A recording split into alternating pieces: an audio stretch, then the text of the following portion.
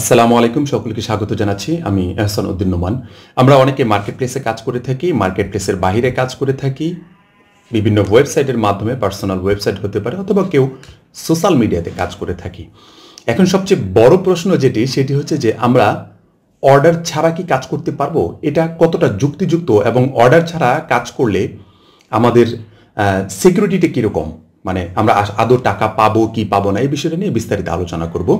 ভিডিওটি শেষ পর্যন্ত দেখার অনুরোধ করছি এই কারণেই, অনেকে আছেন যে মার্কেট প্লেসে কাজ করার পাশাপাশি বাইরে কাজ করতে চান। আমার মনে হয় এই ভিডিওটি তাদের জন্য খুবই একটি উপকৃত ভিডিও হবে ইনশাআল্লাহ।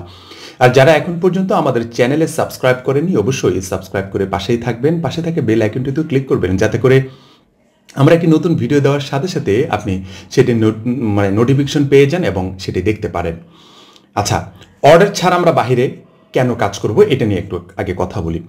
আপনি যদি মার্কেট প্লেসে কাজ করতে চান তাহলে অবশ্যই মার্কেট প্লেসে একটি নির্দিষ্ট সময় ধরে আপনাকে বসে থাকতে হবে, আর সেটি অবশ্যই অর্ডার বেস কাজ।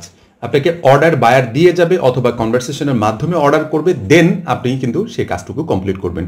কিন্তু আপনি যখন বাহিরে কাজ করবেন তখন কিন্তু অর্ডার ছাড়া আপনি কাজ করতে পারবেন। যেমন আপনি কোনো একটি ওয়েবসাইটের মাধ্যমে কাজ করছেন, আপনাকে কোনো একটি বায়ার যদি কাজ দিয়ে যায়, আপনি যদি মনে করেন আমাকে পেমেন্ট কীভাবে দিবে, আপনি পেমেন্ট গেটওয়ে হিসেবে পায়োনিয়ার ব্যবহার করতে পারেন। পেমেন্ট গেটওয়ে হিসেবে বাংলাদেশে বিভিন্ন ধরনের পেমেন্ট গেটওয়ে আছে যেটা অনলাইনে সারা পৃথিবী থেকে টাকা পাঠানো যায়। হয়তোবা সেটা হতে পারে সরাসরি মানে ডিরেক্ট ব্যাংক হতে পারে, ব্যাংকের মাধ্যমে কিন্তু আপনাকে সরাসরি টাকা পাঠাতে পারে যদি বড় ধরনের কোনো অ্যামাউন্ট হয়ে থাকে। এখন প্রশ্ন হবে যে এটা আসলে কতটা মানে সিকিউরিটি আছে এটার ভিতরে, যে আমরা বাহির থেকে ক্লায়েন্টের কাছ থেকে টাকাটা নিব। এটা সর্বপ্রথম মানে বেচ করবে আপনার উপরে, যে আপনি কতটুকু বায়ারকে বিশ্বাস করতে পেরেছেন, বায়ারকে কতটুকু স্যাটিসফাইড করতে পেরেছেন।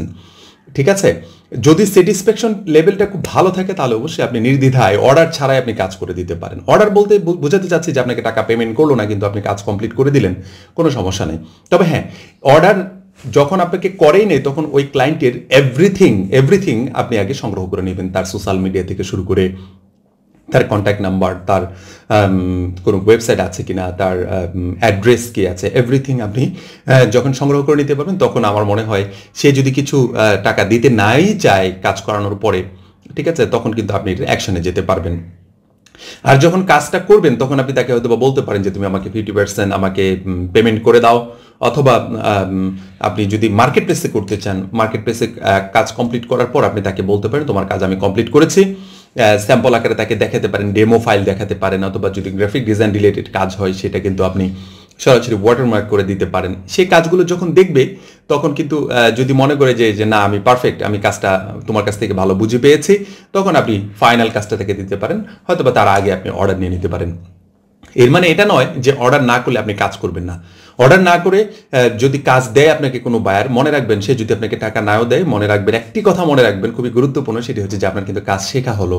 আপনি বলতে পারেন যে আমার কাজ শেখার দরকার নাই, সেটা ভিন্ন কথা, কিন্তু আপনি যে এক্সপিরিয়েন্সটা গেদার করলেন, যে এক্সপিরিয়েন্সটা তার কাছ থেকে অর্জন করতে পারলেন, এটা কিন্তু টাকাতে কিনতে পাবেন না।